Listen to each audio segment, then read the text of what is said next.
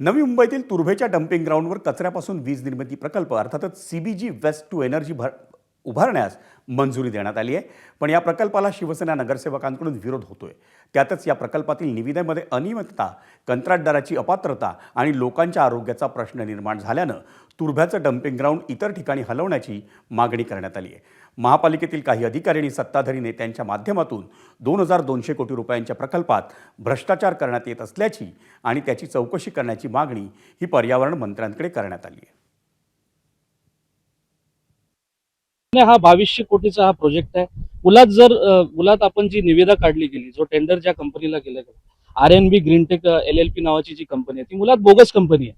या कंपनी जी आहे महानगरपालिका क्षेत्रामध्ये झाडू खात्याचं काम करते, साफसफाईचं ती काम करते. अशा कंपनीला, ज्या कंपनीला प्रोसेसिंगचं काहीच नॉलेज नाही, अशा कंपनीला कुठेतरी तुम्ही हे ठेका देण्याचं काम करता.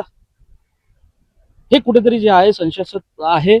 म्हणूनच जे आहे मी या ठिकाणी आज आयुक्त साहेबांना निवेदन दिलेलं आहे आणि या प्रोजेक्टला जे आहे कुठेतरी आपण स्थलांतर करावा आणि स्टे द्यावा या प्रकरणाला पूर्णपणे, अशी आपण या ठिकाणी आयुक्तांकडे मागणी केलेली आहे.